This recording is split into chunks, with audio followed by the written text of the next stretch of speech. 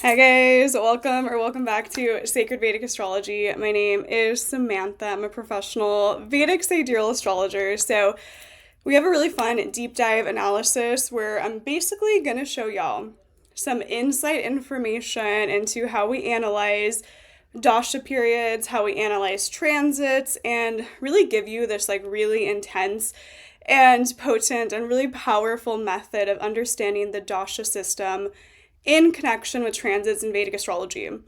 So we're going to do this analysis with one of the kind of craziest glow ups I've seen in our lifetime, okay? Because what we're going to do is show the astrology and the astrological energy of when someone has really positive Dasha time periods plus transits in conjunction with each other. So Trisha Payta is one of my favorite content creators. I've loved her all of my life. Does she have issues? Yes. Is she imperfect? Yes. Is she human? Yes. Right. That's why I find her so fascinating, because I do find her to be really this representation of authenticity and realness and imperfection and all the things. Okay. So I don't want to get into the politics of it all in this video, but what I will say is I really respect her authenticity, and I've always just had a really strong connection to her. So if you guys like her as well too, you're going to enjoy this video.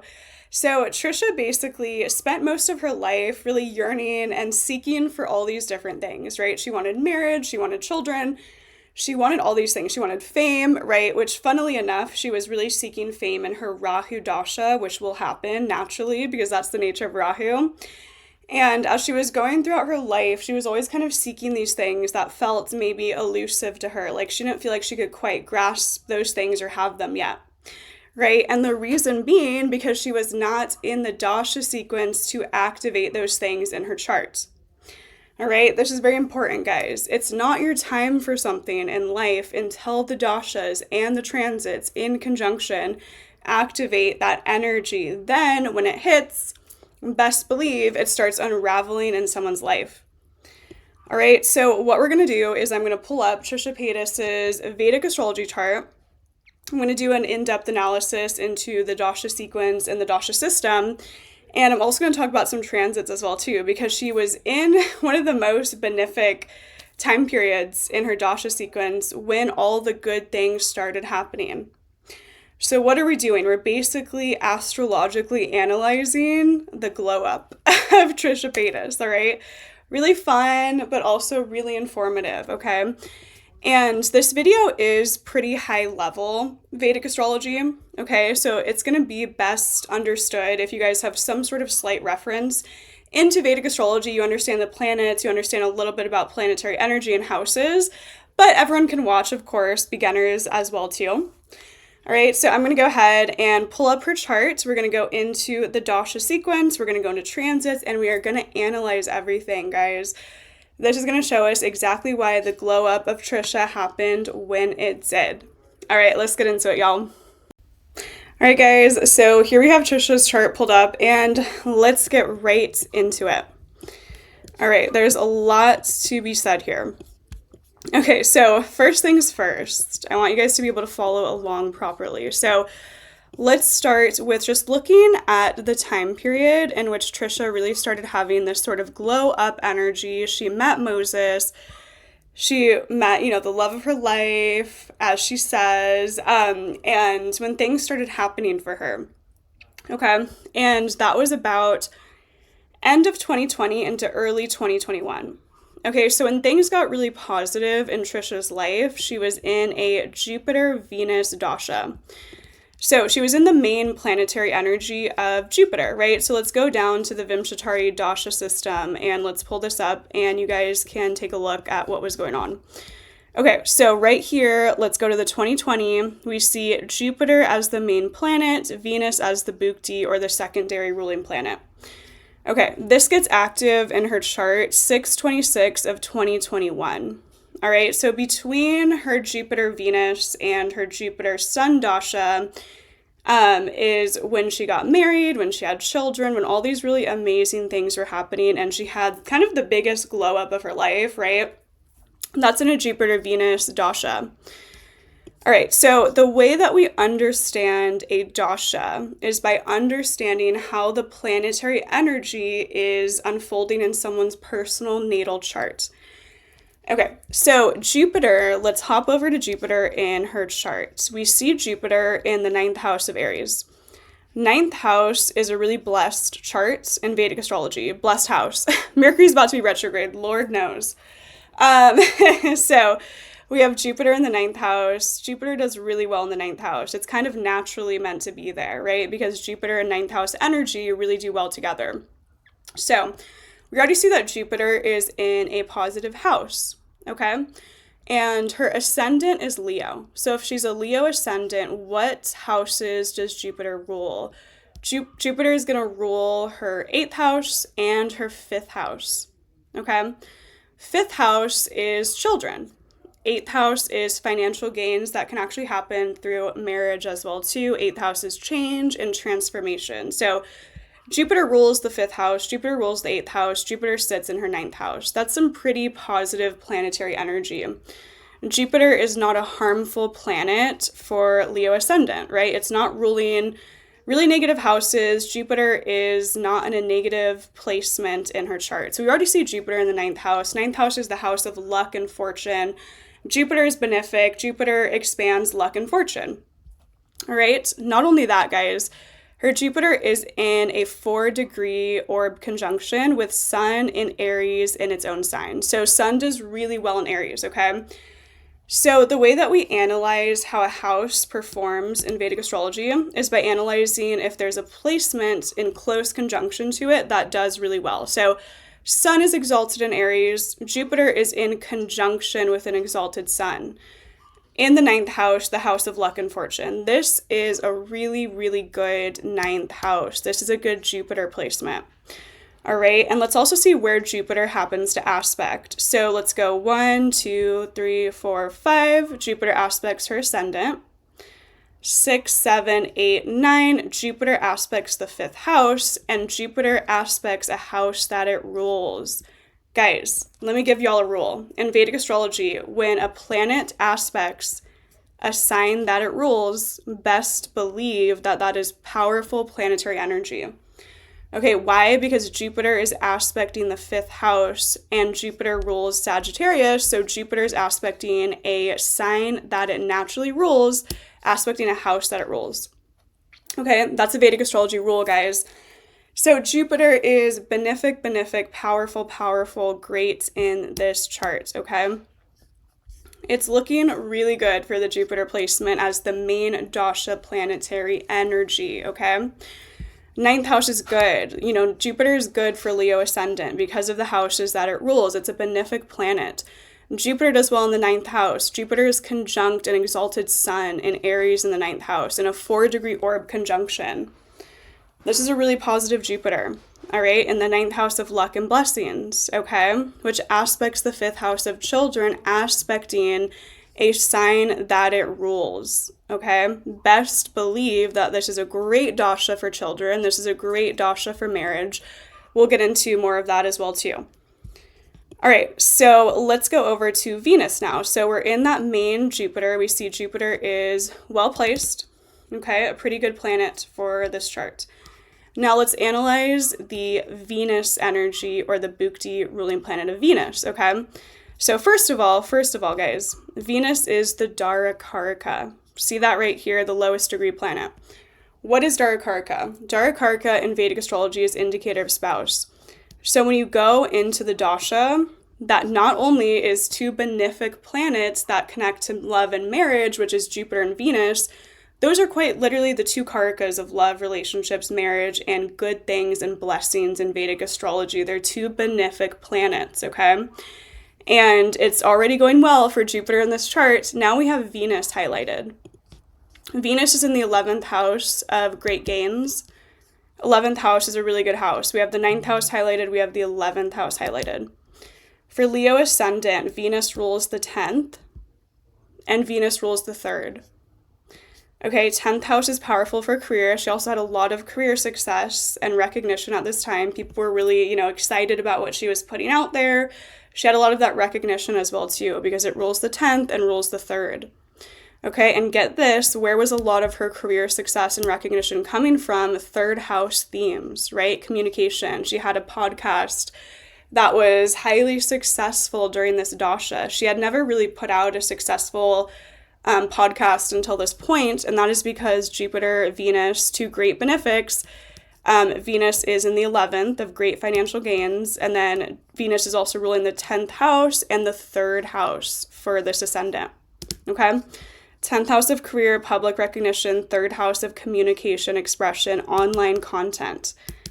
Works like a charm, baby. There it all is. That's it. But no, there's a lot more going on as well, too. So it's also indicating the spouse. So we're in the Darakarka, Bhukti ruling planet as well, too. Okay? And what's interesting as well is the Venus rulership. So 11th house lord goes into the 10th house. Okay, so we also see themes within the career. Mercury sits in the 10th house of Taurus, a benefic planet as well too. So we can also intuit that business and career was going well at this time, specifically in connection to sales and communication. Because 11th house lord is in the 10th, Mercury benefic sits in the 10th, and it's also highlighting the 3rd house through rulership as well too. Okay, so we also can see that there was really good communication stuff going on at this time, which is when she started 2 of her most successful podcasts that we had ever seen. And she's still doing her podcast and really thriving with it as well too. All right, so we see Jupiter, Venus, 2 benefics, 2 great benefics in Vedic astrology, ruling the 9th house, a blessed house, in conjunction with an exalted sun, in a very tight conjunction with an exalted sun, and then we see Venus in the 11th house of great gains, 11th house lord in the 10th house with a benefic planet sitting in the 10th house. Really positive Dasha, guys. Such a positive Dasha. It's not really giving mixed results, okay? Really good stuff is happening in this Dasha period. All right. Also, again, we have that Darakarka highlighted as well too. So Jupiter, great benefic, Venus, great benefic, Jupiter rules marriage, Venus rules marriage and relationships. Venus is her Darakarka, or her indicator of the spouse. All right, so we can see all these themes unraveled for her, okay? And we also did have Jupiter aspecting her 5th house and aspecting a house and a sign that it rules. Jupiter rules Sagittarius. Jupiter is going 1, 2, 3, 4, 5, 6, 7, 8, 9, aspecting the 5th house of Sagittarius. So a great time for children, okay? They also say in Vedic astrology that when Jupiter aspects Saturn or Jupiter connects to Saturn, it's a point of manifestation, okay? So Jupiter brings the opportunity, Saturn brings the work. Jupiter is aspecting Saturn in the 5th, so it brings a point of manifestation for children, okay? But also creativity. 5th house is a very creative house as well, too. Children, creativity, all that sort of stuff. So quite literally, we can see everything that started happening in this Dasha through that, all right? But there's more. We're also going to bring in some of the transits to really bring this point home. Okay, so I'm not going to pull this up here because it's going to be too complicated to be pulling up different screens in Parasha's Light, but what I did was I went into an analysis of the transits at this time period as well too. Okay, so at the time of this happening for Trisha in 2020, Jupiter was going through Aquarius, okay? So let's pull up her chart. Let's see, where is Aquarius in the chart?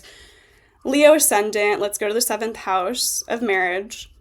Jupiter was transiting her 7th house over Rahu, okay? So not only, guys, are we in a Jupiter-Venus Dasha, Jupiter rules marriage, Venus rules love, relationships, and marriage. Darakarka, indicator of spouse, is Venus. They're all ruling pretty benefic houses. Then we pull in the transits to really bring things home and into predictive technique, okay? Jupiter is going through her 7th house over Rahu. Jupiter or Rahu transiting the 7th house brings in marriage and relationships. Not only was her natal Rahu sitting in the 7th, activating that Jupiter transit, Jupiter in the 7th is a classic marriage aspect as it is, but then it's going over Rahu. So Rahu heightens everything. So it heightens the ability for marriage, okay? And on top of that, she ends up marrying someone from a different culture and a different cultural background from her.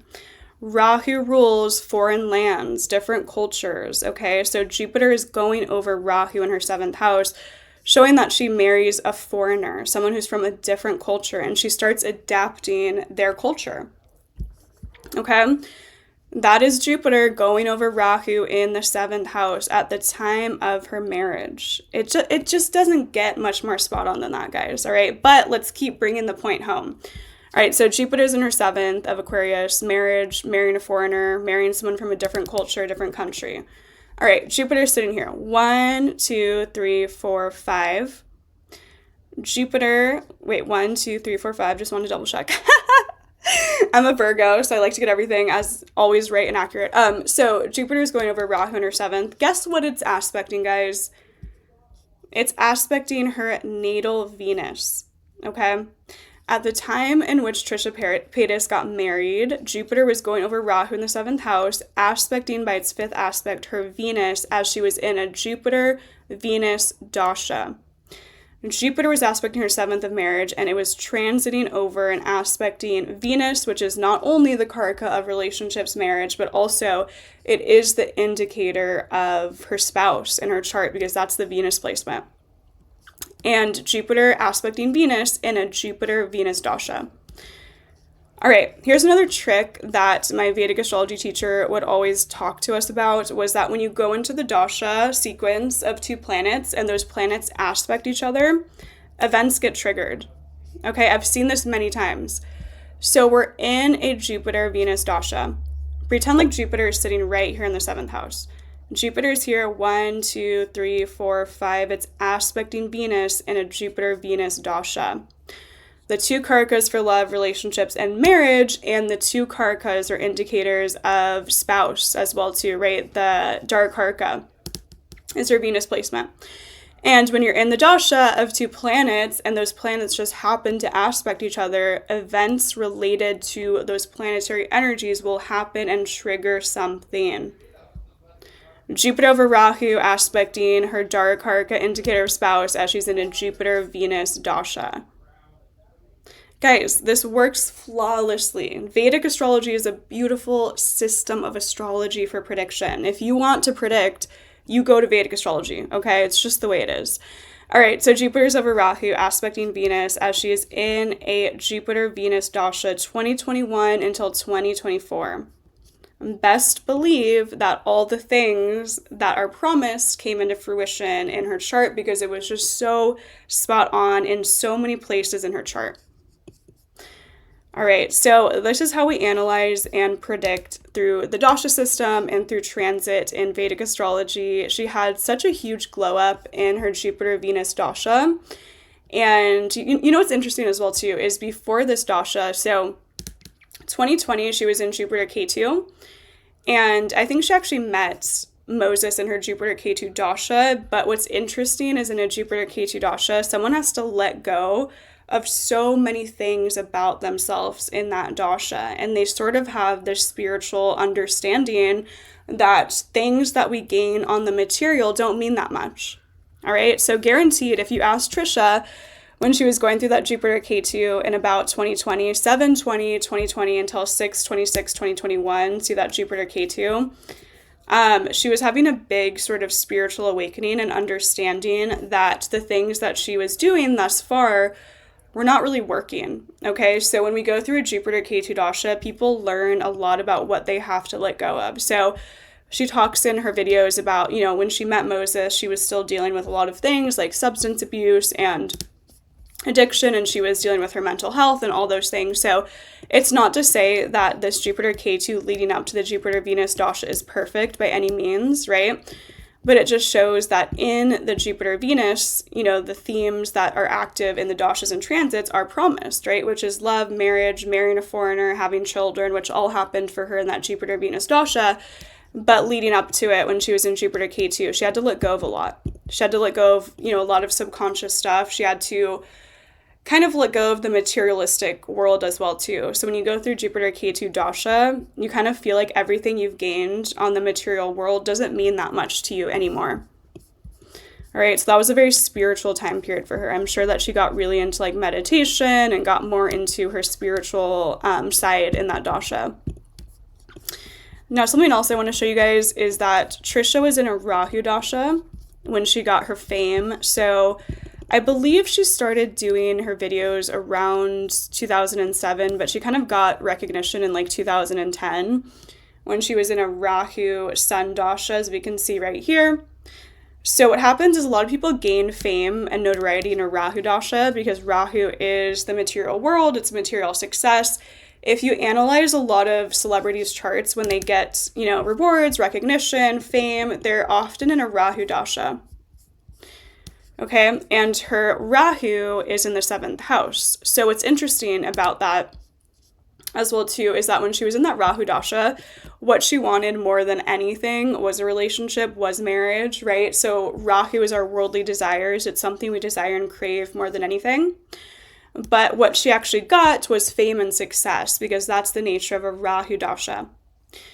All right, so she wanted that 7th house energy. Okay, she was going between the 7th house and the 1st house. Ketu in the 1st house in her Rahu Dasha was active because the opposing energies are always active with Rahu and Ketu. So what she was learning about was herself versus relationships in that Rahu Dasha and gaining some sort of fame and notoriety as well too. And let's see, 1, 2, 3, 4, 5. That's what I thought. In her Rahu Dasha, Rahu also aspects her Venus. Okay, so it means that she was obsessed with Venus themes.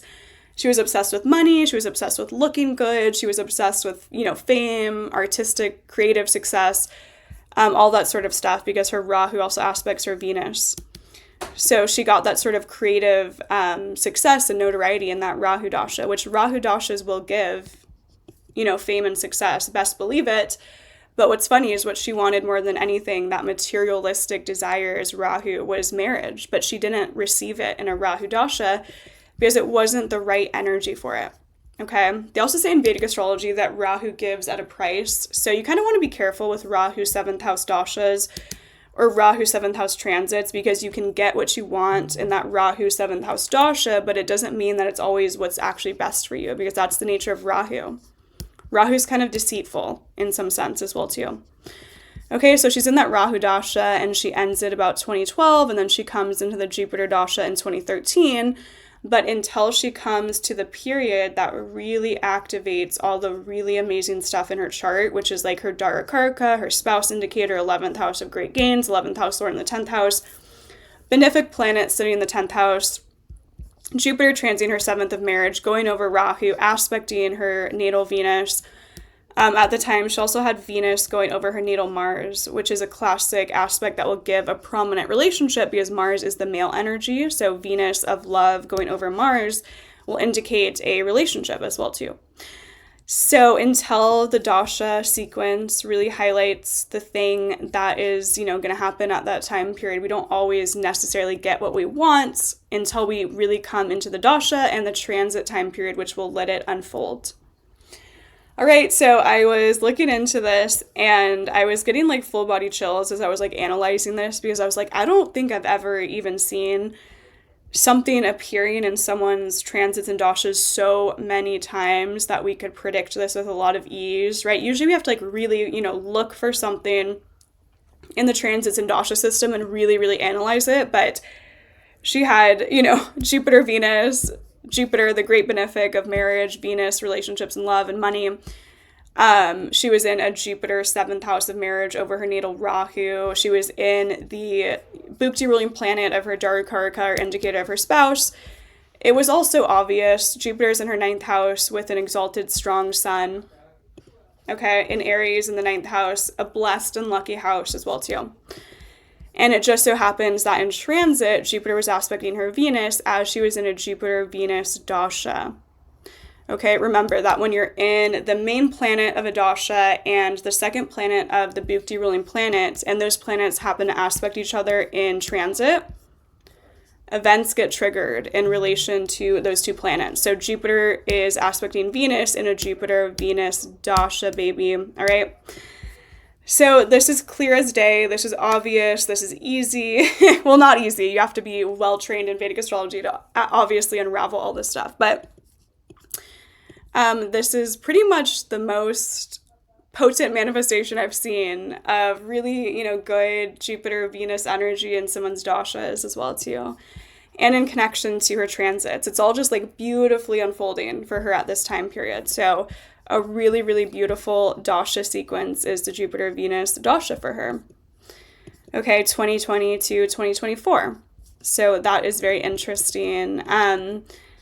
And yeah, she's still going to be in this Jupiter Dasha. Jupiter is all about children. Jupiter is all about marriage. And that's obviously been what her whole time period in this Jupiter-Venus Dasha has been about.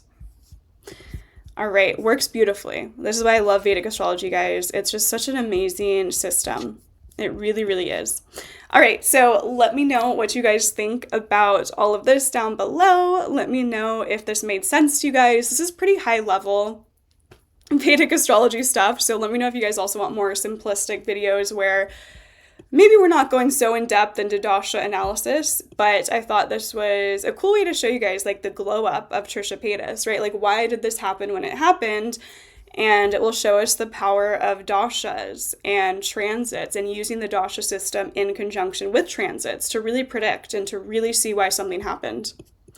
All right, I hope you guys enjoyed, and comment down below your thoughts on all of this, and let me know as well too if you have any specific, chart analysis videos you want me to go into.